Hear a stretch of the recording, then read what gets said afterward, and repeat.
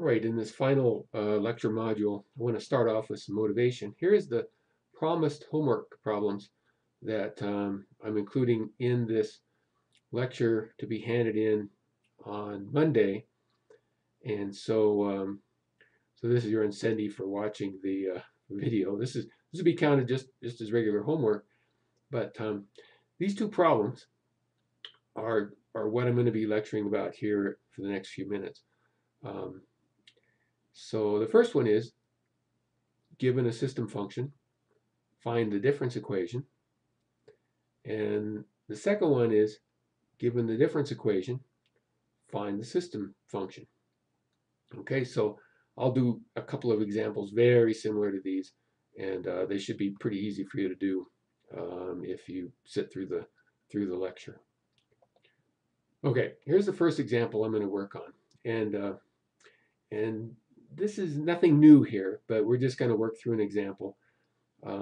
As we know by now that if we want to find the output of a system, we convolve the input with the impulse response function. We've done more than you want to do with convolution. With Z transforms, it becomes a multiplication of the two Z transforms. And then, of course, we have to take the inverse Z transform. So it's not without some cost, but it's many people would argue it's less painful than doing the full-fledged convolution. All right, so in this example, we're just going to find the step function, the step response of a system.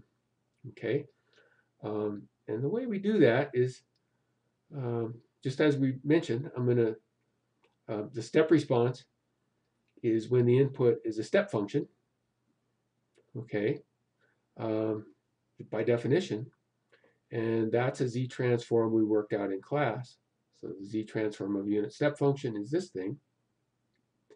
I've given you the impulse response function. It's one of those exponential sequences, causal.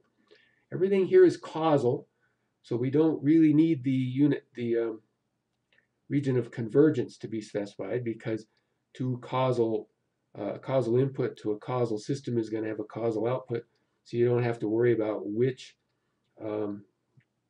inverse Z transform to take, the causal or the anti-causal. Well, here's the known Z transform of h of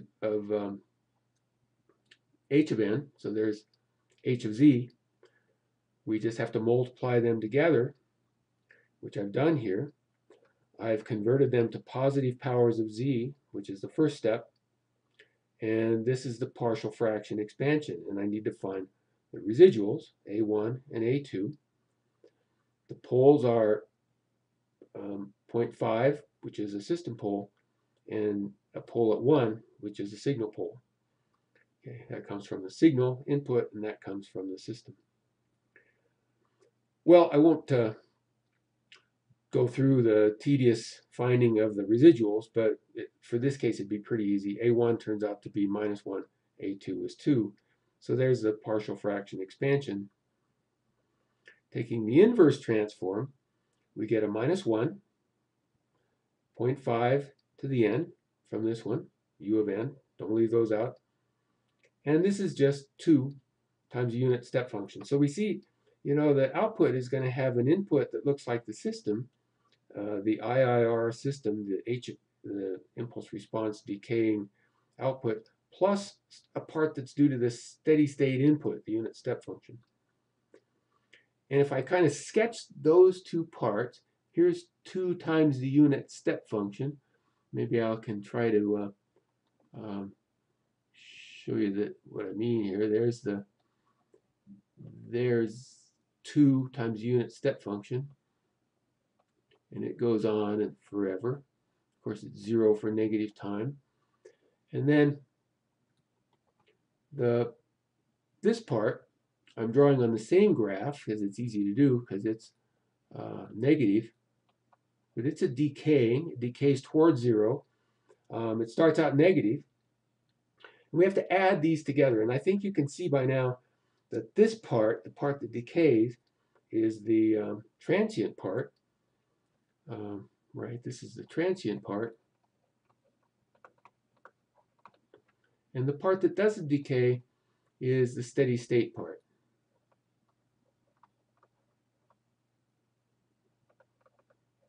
That's this part.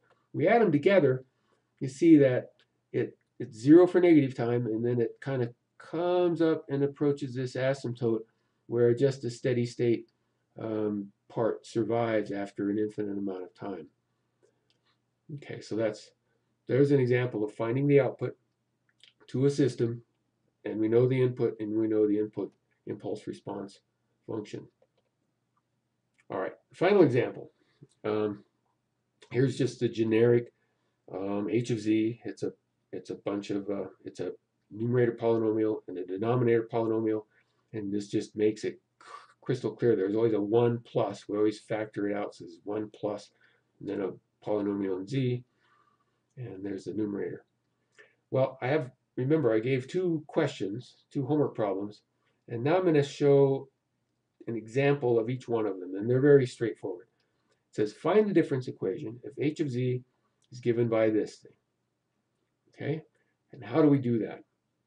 Well, you remember that h of z is just the ratio of y over x, the output over the input, by definition. To find the difference equation, we're going to cross multiply. We're going to multiply x times that guy, and that has to equal y times that guy. Right? So multiply both sides by x, and we're going to get that. And then we're going to multiply this over there, and we're going to get that. Here's the result.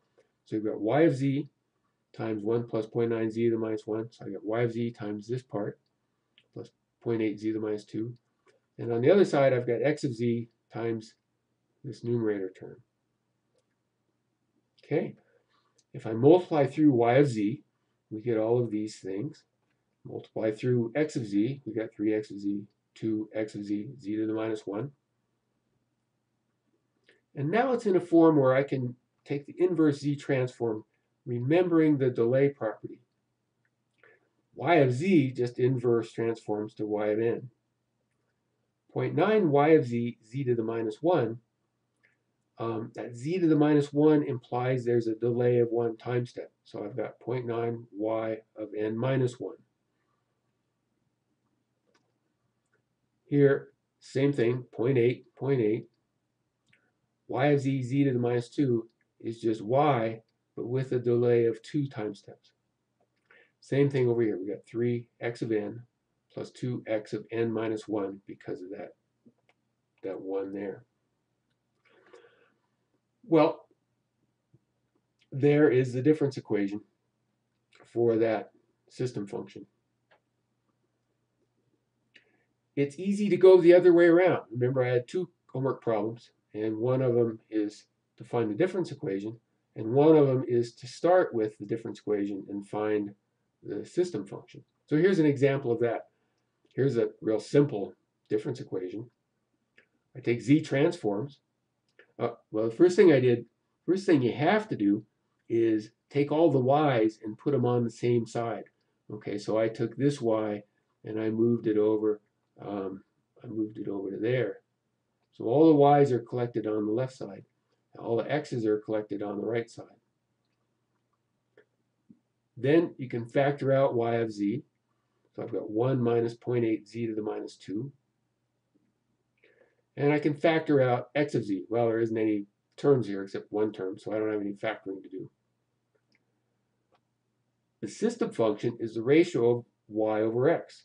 So I just need to divide both sides by this guy.